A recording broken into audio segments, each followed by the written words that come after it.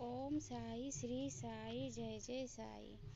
ଆଜିର ସାଇ ସନ୍ଦେଶରେ ବାବା କହୁଛନ୍ତି, ତୁ କ'ଣ ପାଇଁ ଏତେ ଭାବୁଛୁ? ତୋ ସାଇ ତ ଏଇଠି ତତେ ବହୁତ କିଛି ଦେବା ପାଇଁ ବସିଛି। ତୁ ଟିକେ ଧୈର୍ଯ୍ୟ ଆଉ ସାହସ ରଖ। ତୁ ତ ମନରେ ସବୁବେଳେ ସନ୍ଦେହ ଆଣୁଛୁ, ଆଉ ଯଦି କେତେବେଳେ କିଛି ମାଗୁଛୁ, ଛୋଟ ଜିନିଷ ମାଗୁଛୁ, ତୁ ବିଶ୍ୱାସର ସହିତ କିଛି ବଡ଼ ଜିନିଷ ବାବାକୁ ମାଗିକି ଦେଖ।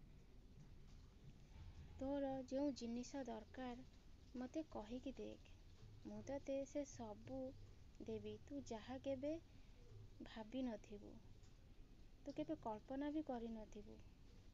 ତୁ ମୋତେ ଖାଲି ବିଶ୍ୱାସ ଆଉ ଭରସା ରଖ। ତୋ ବାବା ତୋ ପାଖରୁ ଆଉ କିଛି ବି ଚାହୁଁନି, ବିଶ୍ୱାସ ଆଉ ଭରସା।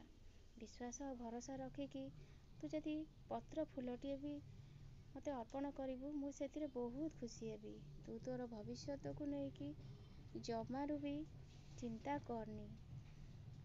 ତୁ ନିଶ୍ଚିନ୍ତ ହେଇକି ରହ। ତୋ ଭବିଷ୍ୟତ ମୋ ହାତରେ।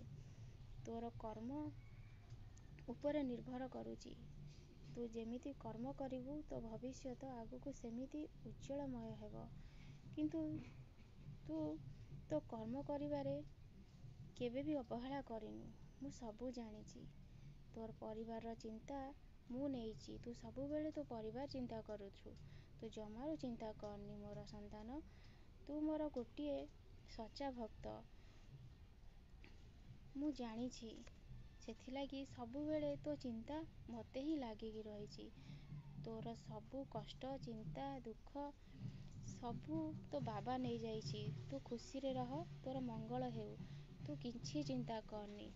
ତୋ ପରିବାରର ଦାୟିତ୍ୱ ଆଜିଠାରୁ ମୋର। କିଛି ଅସୁବିଧା ହେବନି। ଓମ୍ ସାଇରାମ।